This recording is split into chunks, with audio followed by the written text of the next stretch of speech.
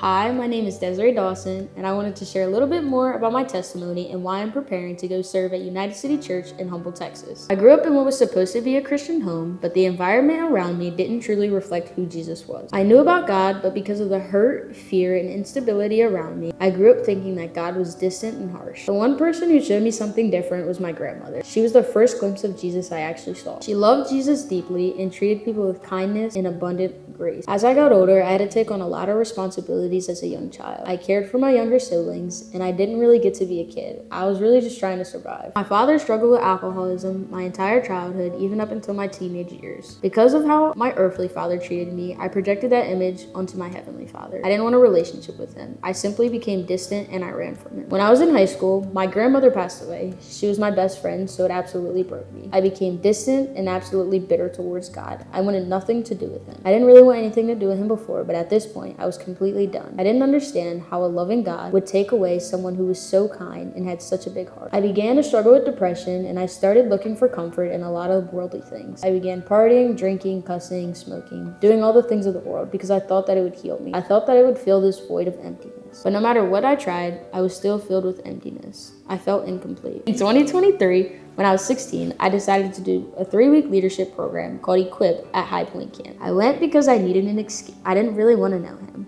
but God had other plans. During those 3 weeks, for the first time in a while, I had experienced Christ-like love, and it was from my leader, Alyssa. My leader, Alyssa, showed me who Jesus was through the way she cared for people and loved on others, also just through her actions. I didn't even want to speak to her when I first got there, but she loved me so well and was so patient. One message during those 3 weeks that stuck out to me was that as the created, we can't tell the Creator how our lives are supposed to go. And it's really stuck with me. And ever since then, I wanted to know Jesus. Not because other people wanted me to, but because I truly had a desire to get to know my Heavenly Father. That summer, I gave my life to Jesus after I came back home from Equip. My circumstances hadn't changed, but I did. I wouldn't say I changed overnight, but I began changing slowly.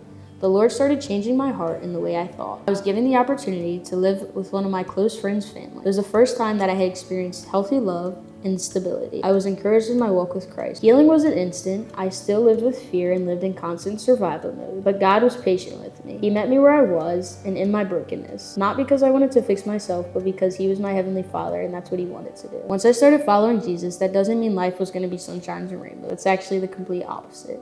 I still struggled with a lot, and I still do now, but the Lord is good, and I know that He is with me, and I know that He's going to continue being with me. In March of 2026, I experienced another traumatic event in my life.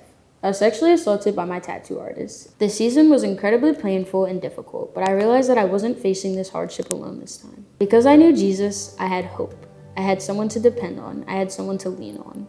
I knew I wasn't carrying this alone. God's goodness wasn't determined by my circumstances, so why would I run from Him at a time when I needed Him the most? I knew He was with me in the middle of the pain, and I knew He wasn't going to leave me. Through this, God began teaching me healing and compassion, and that's something I could have never done on my own. God literally carried me through one of the hardest moments of my life, yet again. Throughout my journey, I've also had to deal with my own mistakes. There were times where I claimed the name of Christ and I didn't truly live like it. I was a poor steward and I hurt many, many people. I made poor choices and I failed. Overall, God saw me and He chose me, and He continues to choose me, despite my actions and the things that I've done. God never abandoned me. He patiently pursued me every single day. And the Lord still is continuing to transform me each and every day. But now I know who God truly is. He is very loving, He is very patient, and He is very kind.